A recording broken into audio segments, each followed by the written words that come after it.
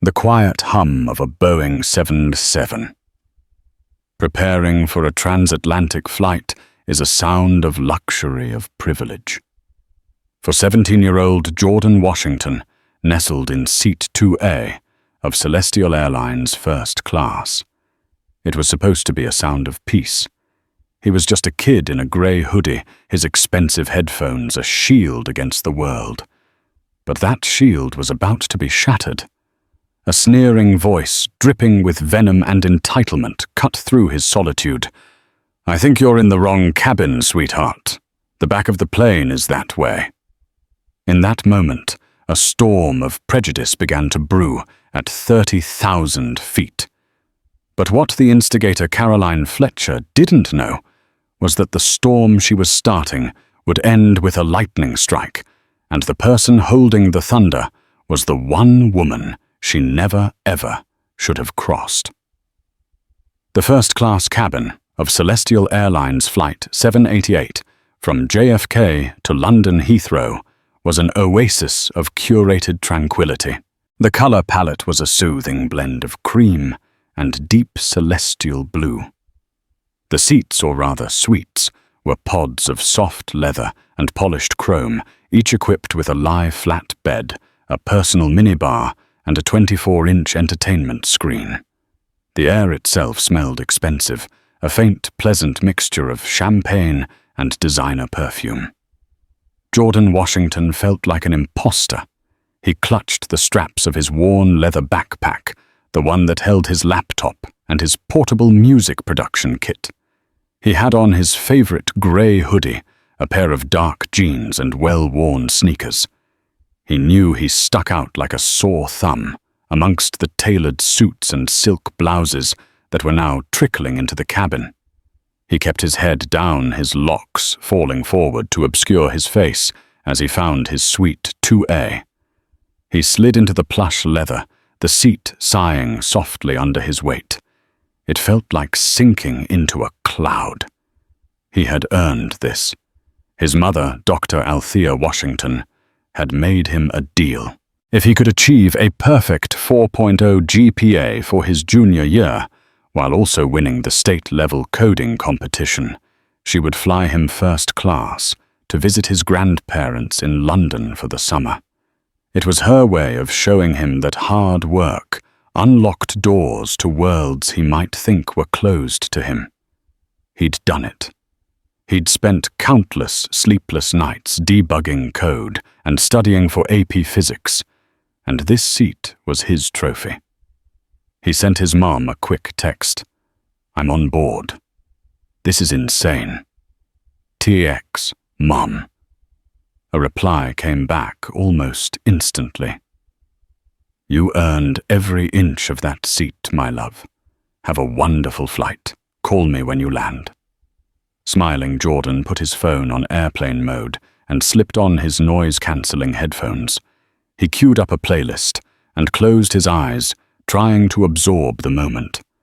He was just starting to relax when a sharp, imperious cough broke through his isolation. He opened his eyes. Standing in the aisle were a man and a woman in their late 50s. They were immaculately dressed. The man, Robert Fletcher, wore a crisp navy blazer and a look of mild annoyance, as if the very act of boarding a plane was beneath him. The woman, Caroline Fletcher, was a sculpture of sharp angles and expensive fabrics. A diamond necklace glittered at her throat, and her platinum blonde hair was coiffed into a helmet of perfection. Her eyes, however, were cold and sharp, and they were fixed directly on Jordan. "Robert, look at our seats," she said, her voice loud enough for the entire front cabin to hear. Her seats were 2B and 2C right next to Jordan. "It seems we have company." She didn't look at Jordan as a person. She looked at him as an inconvenience, a stain on the otherwise pristine environment. Robert Fletcher grunted in agreement, stowing their carry-on luggage in the overhead bin with a thud. Jordan felt a hot flush of anxiety creep up his neck. He knew this look. He'd seen it before in high-end stores, in nice restaurants, in the waiting rooms of exclusive clubs his mother sometimes took him to.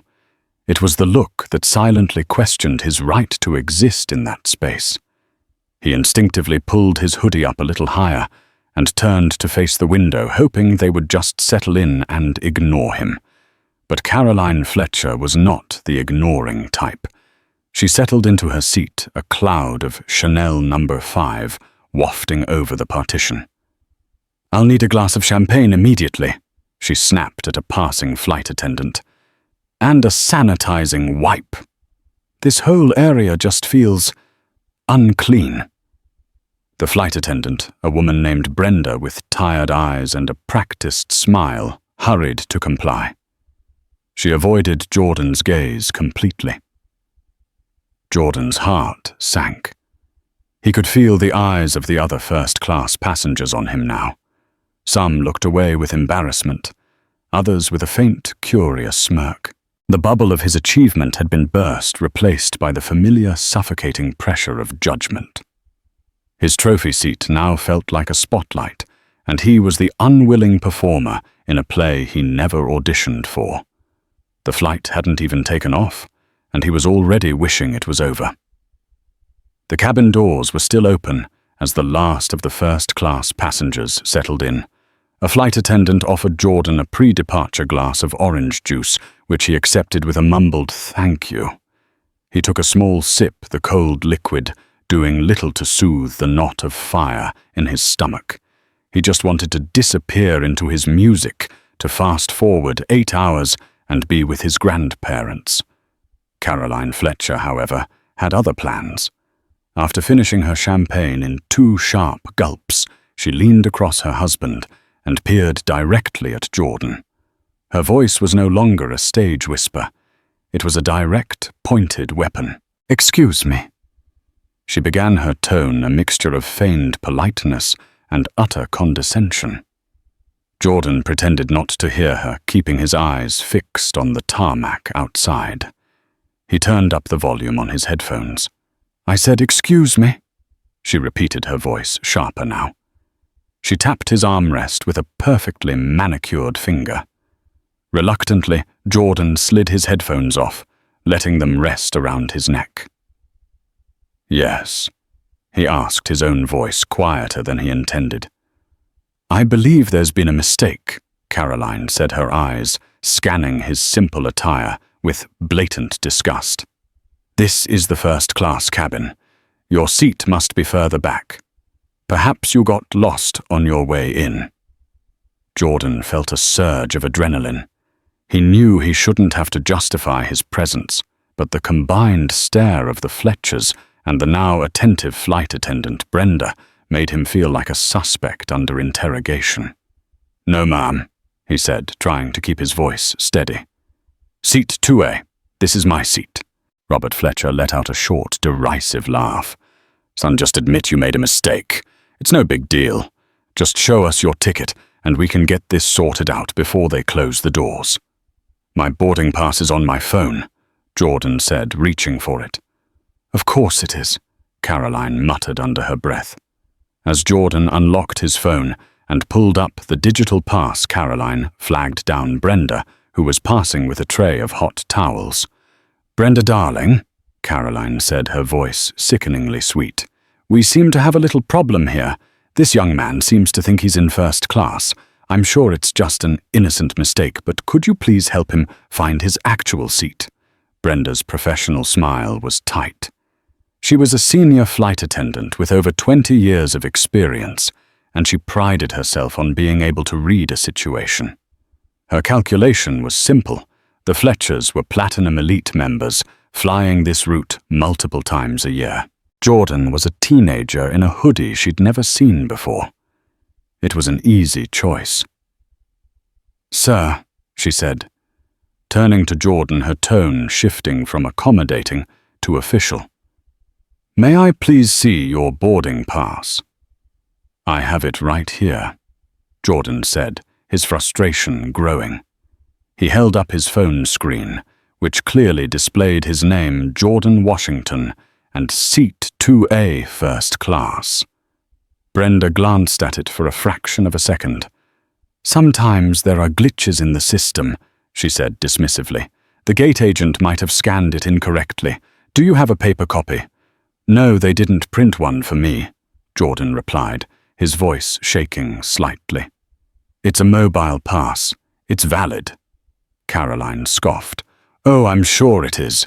It's amazing what you can do with Photoshop these days." That was it. The direct accusation. The clear implication that he was a fraud. From across the aisle in seat 2D, a man in his late 40s who had been quietly observing spoke up. He had a kind face and was dressed in a simple but well-made suit. "Excuse me," he said, his voice calm but firm.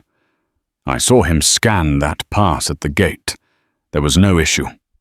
Perhaps we should all just mind our own business and let the young man enjoy his flight." This was Mr. David Chen, a tech executive on his way to a conference in London. He valued fairness and couldn't stand bullies. Caroline turned her glare on him. "With all due respect, sir, this has nothing to do with you. This is a matter of security. We pay an exorbitant amount of money to fly in this cabin for the comfort and the exclusivity. We can't have just anyone wandering in here." The coded language was as clear as glass. Anyone meant Jordan. Exclusivity meant keeping people like him out. Brenda, ignoring Mr. Chen entirely, focused back on Jordan. "Sir, I'm going to have to ask you to come with me to the galley while I verify your ticket with the gate agent. It will only take a moment." "Verify it how?" Jordan asked, his voice rising in disbelief. "You saw the pass. It's my name. It's my seat." "It's just procedure," Brenda said, her patience wearing thin. Her tone implied he was the one being difficult. To be asked to leave his seat, to be paraded through the cabin like a criminal, it was the ultimate humiliation. Jordan felt frozen. 100 different emotions warring inside him: anger, shame, fear, and a profound sense of injustice. He had worked so hard for this moment, and these people were trying to rip it away from him based on nothing more than the color of his skin and the clothes he was wearing. The standoff in Suite 2A had drawn the cabin to a standstill. The low murmur of conversations had ceased.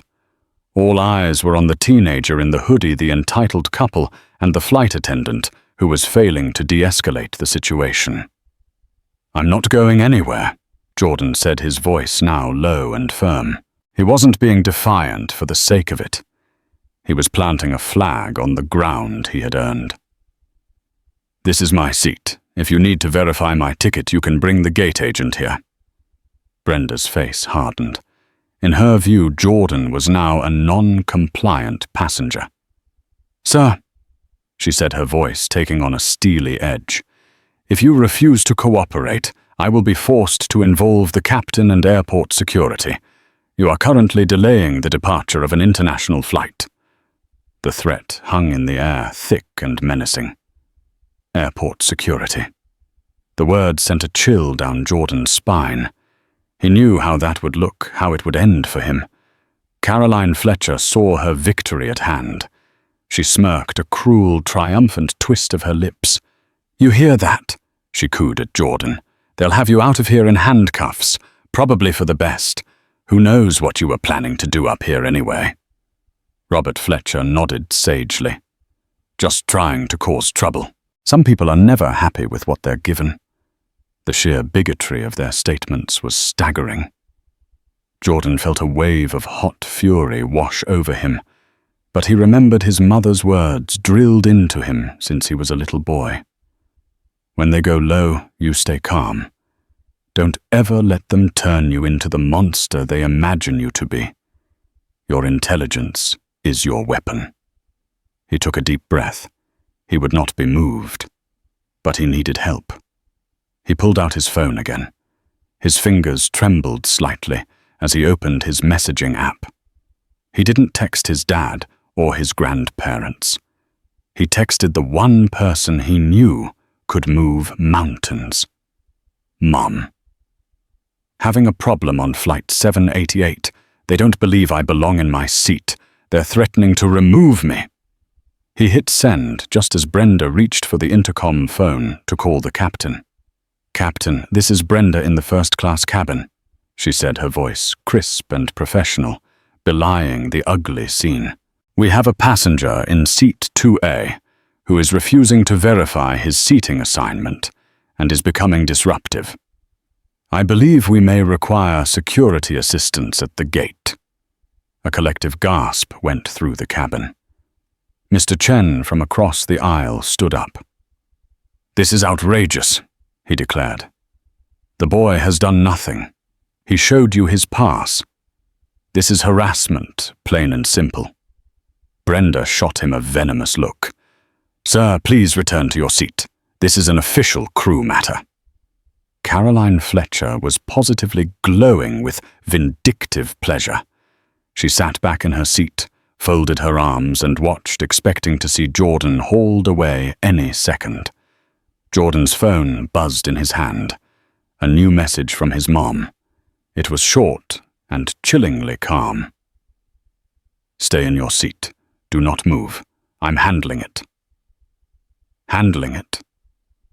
How she was miles away, probably, in a board meeting. What could she possibly do?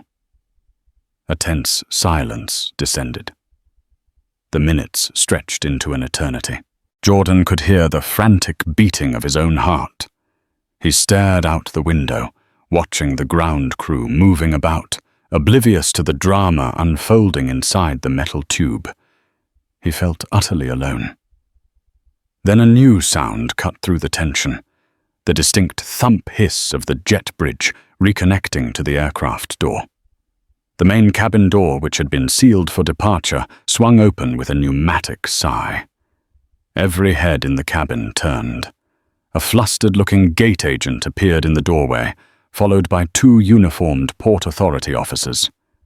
Caroline Fletcher's smile widened. This was it.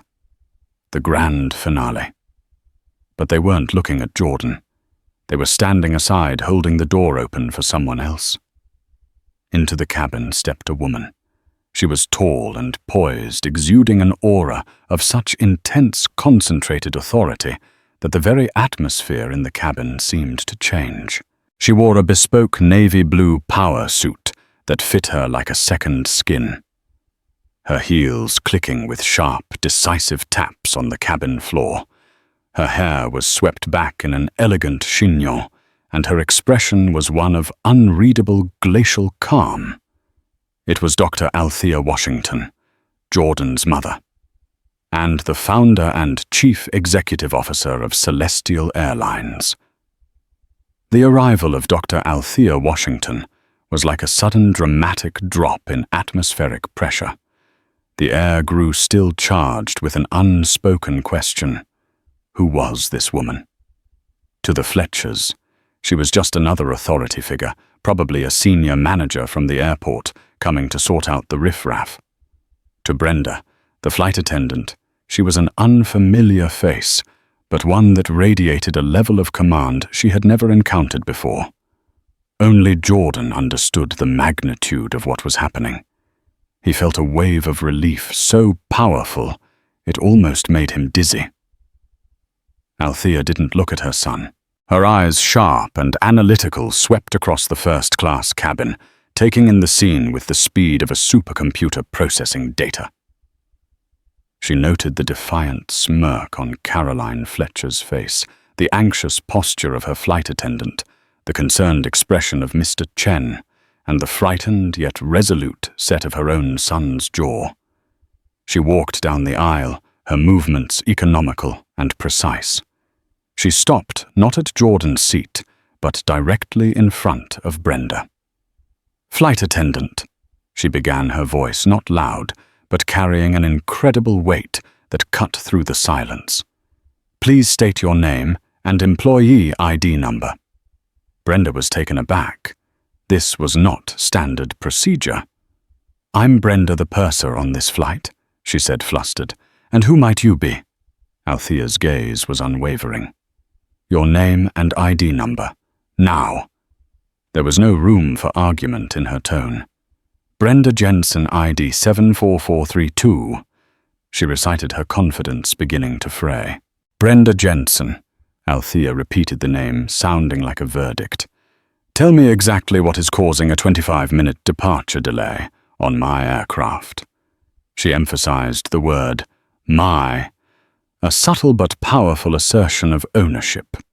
"We have a passenger." Brenda began gesturing towards Jordan, who is seated in first class but has refused to fully cooperate in verifying his ticket. "He is being disruptive, and for the safety and security of our other guests, I felt it was necessary to involve the captain and have him removed." "Did you look at his boarding pass?" Althea asked, her voice dangerously quiet. "I glanced at his phone, but he refused to provide a paper copy." "Our procedure in a discrepancy." "There is no procedure for discrepancy when a valid scannable QR code is presented." Althea cut her off, her voice like ice. "The procedure is to welcome the passenger to their seat. Did you ask the gate agent to check the passenger manifest?" "I was about to." "You were about to call the captain to have a paying customer removed from his seat without performing the most basic level of due diligence," Althea corrected her. "You escalated a situation based not on facts, but on your own personal judgment." Caroline Fletcher, sensing her victory slipping away, decided to intervene. "Well, thank heavens you're here," she said, addressing Althea. "This has been a complete nightmare. We pay a premium for this service, and frankly the standards have been hole-slipping if this sort of person is allowed to create a scene." Althea slowly turned her head, her gaze shifting to Caroline. For the first time, a flicker of emotion crossed her face, a deep, cold anger that seemed to emanate from her very core.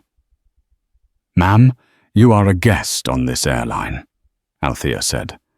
"But the comfort of one passenger does not give them the right to harass another. I understand you were the one who initiated this scene." "I was simply pointing out a security concern," Caroline retorted, her voice rising. "He doesn't belong here. Just look at him." The moment hung in the air. Althea held her gaze for a long, uncomfortable second before turning her full attention back to the cabin. She looked at Jordan, and for the first time her expression softened, just for a beat, a silent message of, "I'm here now," passing between mother and son. Then she turned back to the assembled crew and passengers. She straightened her jacket, and her voice became formal, resonant with power. "For those of you who are unaware," she announced, her voice filling the silent cabin, "my name is Dr. Althea Washington. I am the founder and Chief Executive Officer of Celestial Airlines." The shock was palpable. A collective intake of breath. Brenda Jensen's face went completely pale, a ghostly white that clashed with her vibrant red lipstick. She looked as though the floor had just vanished from beneath her feet. Robert Fletcher's jaw went slack. And Caroline Fletcher, her triumphant smirk dissolved into a mask of pure, unadulterated horror. Her face cycled through confusion, disbelief, and finally the sickening, dawning realization that she had just made the biggest mistake of her life. Althea let the reality of her statement sink in. Then she leaned in slightly towards a stunned Caroline. "And the young man you have been harassing, humiliating, and attempting to have thrown off this flight," she said, her voice dropping to a low, lethal whisper, "the one you say doesn't belong here, is my son, and he is sitting in the seat that I paid for as a reward for his hard work." The revelation detonated in the cabin with the force of a silent bomb. The world had just been turned upside down. The entitled passenger was now the fool. The flight attendant was the accomplice. And the quiet teenager in the hoodie was the son of the most powerful person in the entire company, Dr. Althea Washington straightened up her demeanor, shifting from that of a protective mother to a decisive executive. The time for quiet anger was over. It was time for action. Her first target was Brenda Jensen. "Brenda," Althea said, her voice clinical and detached. "Hand your cabin key and company ID to the gate agent. You are suspended from all duties effective immediately. A full and thorough investigation into your conduct, including a review of your service record for any similar incidents, will begin before this plane reaches cruising altitude. You will be escorted off the aircraft. We will discuss your future employment at a later date." Brenda stumbled backward as if she'd been physically struck. "Dr. Washington, I was only following what I thought was protocol. I didn't mean—" "You meant to appease a loud, wealthy passenger at the expense of a quiet young one," Althea finished for her, her voice unforgiving. "You chose the path of least resistance, and in doing so you amplified a situation of prejudice. Celestial Airlines has a zero-tolerance policy for this. Zero tolerance. You are a 20-year veteran of this company. You of all people should know better." Brenda's eyes filled with tears as one of the Port Authority officers gently but firmly motioned for her to come with them. She unclipped her ID from her uniform, with trembling hands, her career of 2 decades evaporating before her eyes. Next, Althea turned to the Fletchers. Robert looked like he wanted to be swallowed by his expensive leather seat. Caroline, however, ever the fighter, attempted a desperate, fawning recovery. "Dr. Washington. Oh my goodness, I am so dreadfully sorry," she gushed, her voice a syrupy, artificial mess. "What a misunderstanding. Your son is a lovely young man. I was just concerned. You know how things are these days. I feel absolutely terrible." Althea stared at her, her expression unmoved. She didn't raise her voice. She didn't need to. Her quiet, precise words were more devastating than any shout. "Mrs. Fletcher, let's be perfectly clear about what happened here. This wasn't a misunderstanding. A misunderstanding is reading a departure screen wrong. What you did was engage in a targeted campaign of harassment against a fellow passenger based on his age, his race, and his attire. You made baseless accusations, used coded racist language, and attempted to abuse the authority of my flight crew to enforce your own bigotry." She took a small step closer. "You didn't just insult a passenger, Mrs. Fletcher. You insulted the core values of my company. You insulted my family. And you insulted me."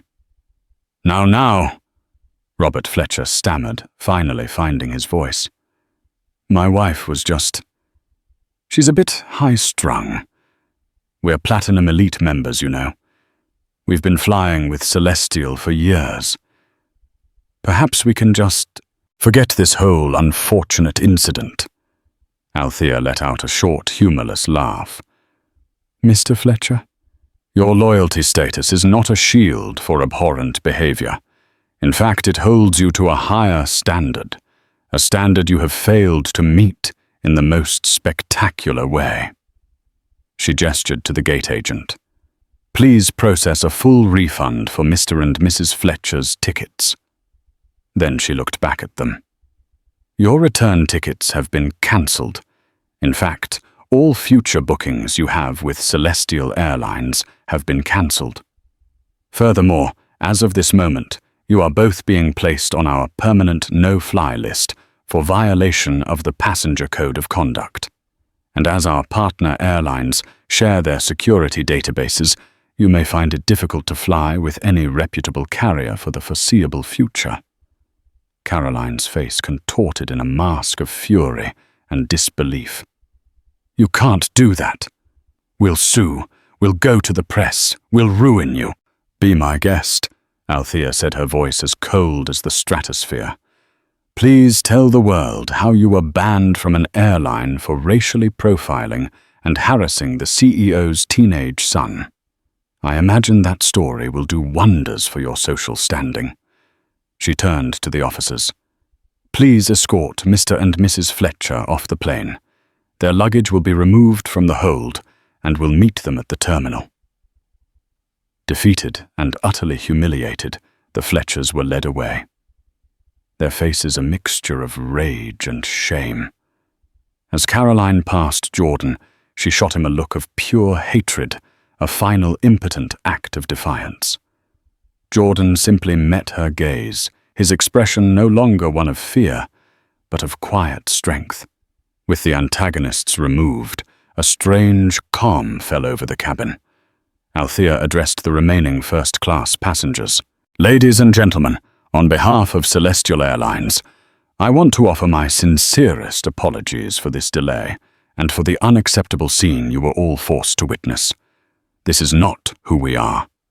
Refreshments will be served, and every one of you in this cabin will have 100,000 miles credited to your loyalty accounts as a gesture of our deep regret. We will be departing shortly. Her duty as CEO done for the moment, she finally allowed herself to be a mother. She walked over to her son's seat and knelt in the aisle, taking his hand in hers.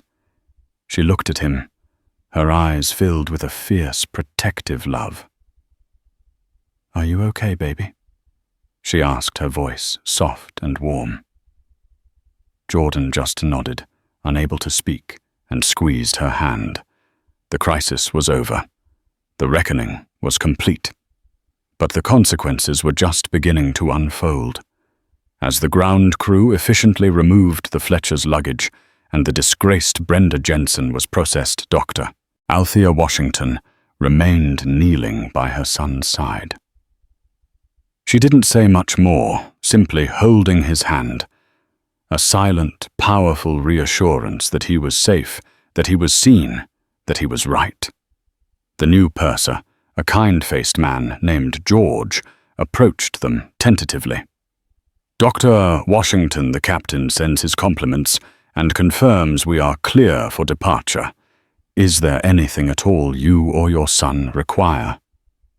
"Thank you, George," Althea said, her voice regaining its warm, professional tone. "Please just ensure my son has a peaceful and comfortable flight. He likes ginger ale and is a fan of the cheese plate." She smiled at Jordan. "And if anyone, and I mean anyone, gives him anything less than exemplary service, you call me directly on my satellite phone. Understood?" "Crystal clear, ma'am," George said with a respectful nod. Althea stood up. She couldn't stay for the flight. She had a company to run. She gave Jordan's shoulder a firm squeeze. "I love you. I am so proud of you for how you handled yourself. You were calm. You were strong. You were everything I raised you to be." "I love you too, Mom." Jordan whispered the words, thick with emotion. She leaned in and kissed his forehead, then turned and strode purposefully out of the aircraft. As the cabin door closed and sealed for the second time, the engines finally began to whine to life. The tension in the cabin finally broke, replaced by a low buzz of conversation as passengers recounted the incredible scene they had just witnessed. Mr. David Chen, from across the aisle, leaned over. "Young man," he said to Jordan with a warm smile, "your mother is one of the most impressive people I have ever seen. And you showed more grace under pressure than most adults I know. It was an honor to witness." Jordan managed a small, grateful smile. "Thank you, sir, for speaking up for me." "It was the right thing to do," Mr. Chen replied, before settling back into his seat. The flight to London was, as promised, impeccably smooth. George and the rest of the crew treated Jordan like royalty, but in a quiet, respectful way that wasn't overbearing. He finally ate his cheese plate, watched a movie, and even managed to get some sleep in the lie-flat bed. But his mind kept replaying the events. Meanwhile, back on the ground in New York, the consequences for the Fletchers were swift and brutal. They were escorted through the terminal by Port Authority officers, a walk of shame past hundreds of curious onlookers. Their placement on the no-fly list was processed within the hour. When Robert tried to book a new flight on a rival airline, his payment was flagged and rejected. The system worked. They were stranded at JFK, their luxury vacation to London in tatters. The argument that erupted between them in the taxi line was volcanic. Caroline blamed Robert for not being forceful enough.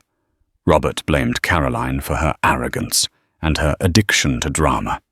The foundation of their carefully constructed life of privilege showed its first major crack.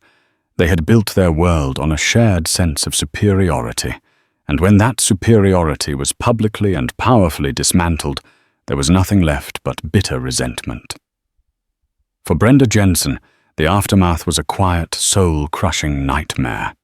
She was debriefed by an HR executive and a member of Celestial's legal team in a sterile, windowless office at the airport. They played back the cabin's audio recording, a standard procedure she had forgotten about in the heat of the moment. Hearing her own biased, dismissive words, followed by Caroline's vile comments, was horrifying. There was no defense. She had failed every test of professionalism and decency. By the time the sun set, she had been fired for gross misconduct, her 2 decades of service and her pension wiped out. She left the airport not in a crisp uniform, but as a civilian carrying her life in a cardboard box. The ripple effect wasn't just personal. It was corporate. Before her car had even left the airport, Dr. Althea Washington had her executive team on a conference call. "I want a full-scale review of our implicit bias and de-escalation training, effective immediately," she commanded, her voice leaving no room for debate. "Every single customer-facing employee, from the check-in counter to the cockpit, will undergo a new mandatory certification program. I want it designed, funded, and implemented within the next quarter. I want this to be the gold standard in the industry.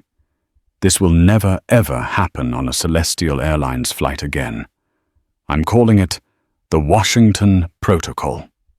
The incident on Flight 788 was no longer just an incident. It was about to become a catalyst for a sweeping systemic change that would be felt throughout the entire company. The karma for Caroline Fletcher's prejudice wasn't just a missed vacation or a lifetime ban. It was the genesis of a corporate policy that would stand as a permanent monument to her intolerance. The immediate consequences were sharp and painful for the Fletchers, but karma, they would soon learn, has a long and patient memory.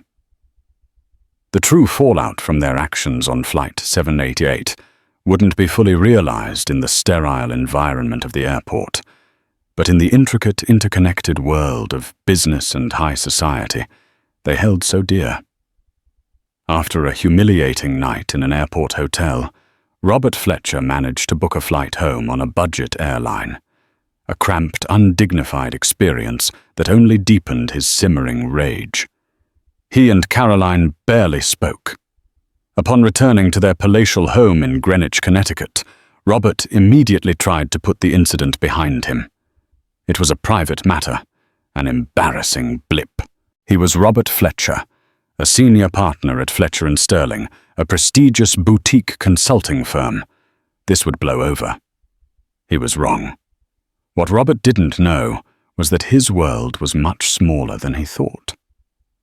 Mr. David Chen, the kind man who had defended Jordan on the flight, was the CEO of a fast-growing tech firm, Omni Solutions.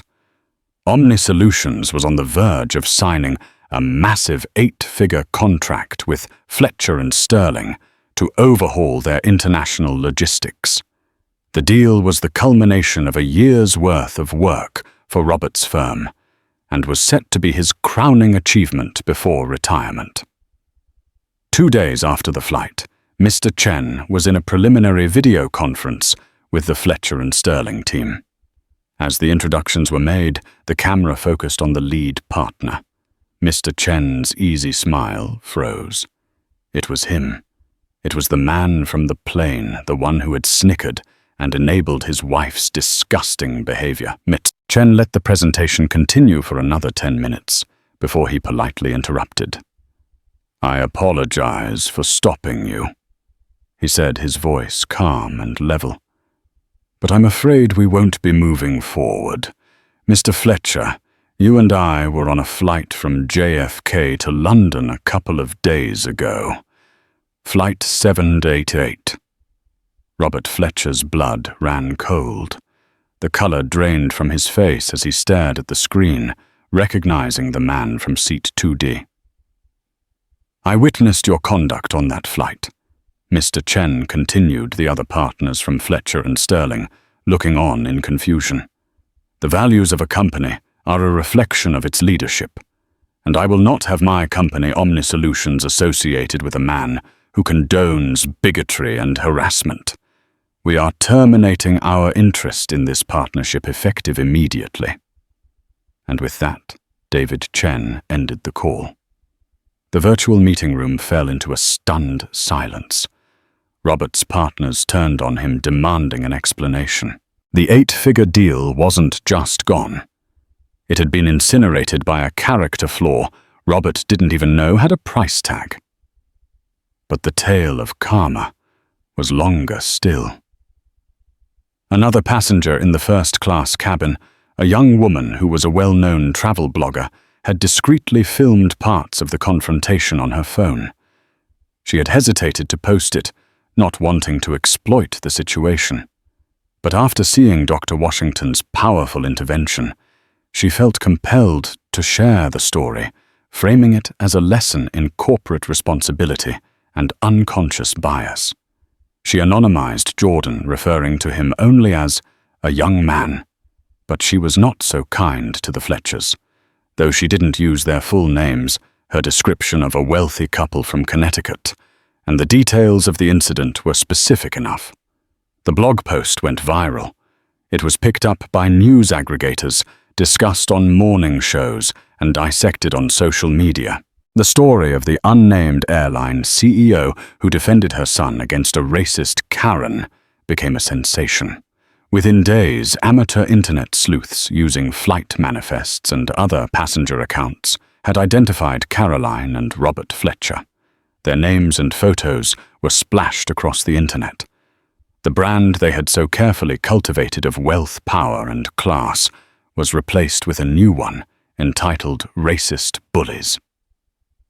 Fletcher and Sterling's phone began ringing off the hook, not with clients, but with reporters. Major corporations, spooked by the toxic PR, began to distance themselves. 3 of the firm's largest clients put their contracts under review. The pressure on the firm was immense. The other senior partners convened an emergency meeting. Robert Fletcher was not invited. He was the liability, the anchor that was dragging their multi-million-dollar enterprise to the bottom of the sea. His professional life, his reputation, everything he had spent 30 years building was crumbling around him. The sneer he had directed at a teenage boy in a hoodie had become an echo bouncing back with 1,000 times the force, ready to shatter his entire world. The emergency board meeting at Fletcher and Sterling was convened not in their opulent wood-paneled conference room, but via a cold, impersonal video call. Robert Fletcher found himself staring at a grid of 4 faces on his screen, his partner's men, with whom he had built an empire, whose children had grown up with his. Their expressions were not angry, not sad, but chillingly neutral, like doctors about to deliver a terminal diagnosis. "Robert," began Julian Croft, the managing partner, his voice devoid of any warmth. "We've seen the news reports, we've read the blog posts, We received a call this morning from the CEO of Omni Solutions, David Chen. He was explicit. Robert started to speak, a desperate plea forming on his lips. Julian, it was a misunderstanding. My wife, she was overwrought. Save it, Robert. Another partner, Michael Sterling, cut in sharply. His name was the Sterling in the company name. His family had founded the firm. We've already had calls from 3 of our top-tier clients this morning. Not their assistants, their CEOs. They're invoking the moral turpitude clause in their contracts. They want out. Your personal conduct has become a multi-million-dollar liability to this firm. Robert felt the blood drain from his face. Moral turpitude. For a disagreement on an airplane, this is insane. It stopped being a disagreement when it became a viral story about bigotry, Robert. Julian said, his tone flat. Our brand is built on discretion, judgment, and excellence. You have publicly demonstrated a catastrophic lack of all 3. We have an offer for you. You will announce your immediate retirement effective today. We will draft a press release citing personal reasons. In return, you will receive a standard non-negotiable severance package, and you will sign an ironclad non-disclosure and non-compete agreement. The alternative is a vote for your termination for cause, a public battle, and a lawsuit from this partnership to recover damages to the firm's reputation. It was a firing squad disguised as a choice. His legacy, his 30-year career, was being erased in a 5-minute video call.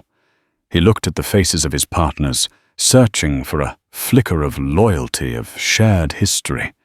He found none. He was no longer a partner. He was a problem to be solved. With a voice that was barely a whisper, he agreed to their terms. His professional life was over.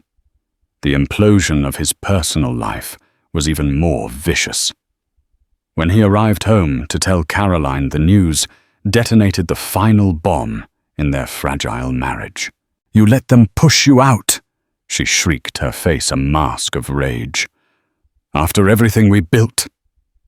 You're a coward, Robert. A coward, he roared back, years of suppressed resentment finally erupting. I'm a coward because your disgusting, arrogant mouth wrote a check that my entire career couldn't cash. You and your obsession with status, with looking down your nose at everyone. You just couldn't stand to see that boy sitting in a seat you thought was reserved for people like us. Well, look at us now, Caroline. There is no more us. The argument raged for hours, a toxic autopsy of their hollow marriage. They weren't just a couple anymore. They were 2 ruined individuals, trapped in the gilded cage they had built, now blaming the other for its collapse. Within 6 months, the divorce lawyers were involved. The Greenwich mansion, once a symbol of their success, was put on the market to be carved up. The life of charity galas, exclusive country clubs, and effortless privilege was a memory replaced by the bitter reality of legal fees and public disgrace. While the Fletchers' world was reduced to ash, Jordan Washington was building a new one. The incident had left a scar, but it had also ignited a fire. He refused to let the humiliation be the final word. He spent his summer in London, not just visiting his grandparents, but filling notebooks with wireframes and code logic. He envisioned an app, a tool for accountability. He called it Ascend. When he returned to the States, he presented his mother with a 30-page business plan. He wasn't asking for a handout, he was pitching an investment. Althea Washington's CEO listened intently, asking sharp questions about market viability, data, security, and scalability. Jordan answered everyone with a confidence and clarity that made her heart swell with pride. Celestial Airlines' venture capital arm made its first seed funding investment in Ascend. For the next year, Jordan poured his life into the project, juggling his senior year of high school with leading a small team of young developers. They worked out of a rented co-working space, fueled by pizza and a shared passion. When Ascend launched on the App Store, its premise was simple and powerful, a platform for travelers to rate and review airlines, hotels, and transportation services based on their experience with bias and discrimination, generating a dignity score. The app went viral, praised by tech journalists and civil rights groups alike. It wasn't just a review app, it was a movement. Companies with low dignity scores faced public pressure and boycotts, forcing them to reevaluate their training and policies. Jordan Washington, the teenager who was once shamed for his hoodie, was now a lauded tech CEO, a guest on news programs, and a powerful voice for change. At Celestial Airlines, the Washington Protocol became the new company Bible. Dr. Washington herself led the first training seminar for 500 new hires in a vast auditorium at their corporate headquarters. "Look around you," she said, her voice resonating with quiet power. "You are the face of Celestial Airlines. When a passenger steps onto our aircraft, they are placing their safety and their dignity in your hands. For too long, our industry has operated under the unwritten rule that some passengers are more valuable than others. That ends today. Here, a passenger's value is not determined by the price of their ticket, their loyalty status, or the color of their skin. Our value is determined by our shared humanity." The Washington Protocol is not just a set of rules, it is a promise. A promise that on our watch, everyone belongs. The program was a resounding success, fundamentally changing the culture of the airline and becoming a case study in corporate responsibility at Harvard Business School. For Brenda Jensen, however, there was no redemption arc. Fired for gross misconduct, she was a pariah in the industry she had dedicated her life to. No major airline would touch her. She lost her pension, her savings dwindled, and she was forced to sell her comfortable suburban home. She eventually found a job with a cut-rate charter airline that flew unpredictable routes for half the pay. Her crisp uniform was replaced with a cheap, ill-fitting polyester blend.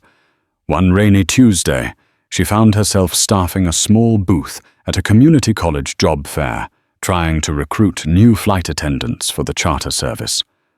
A large crowd had gathered at the main stage for the keynote speaker. Out of curiosity, Brenda drifted towards the back of the auditorium. The speaker was a poised, well-dressed young black man. The program listed his name, Jordan Washington, CEO of Ascend Technologies. Brenda froze, her heart pounding in her chest.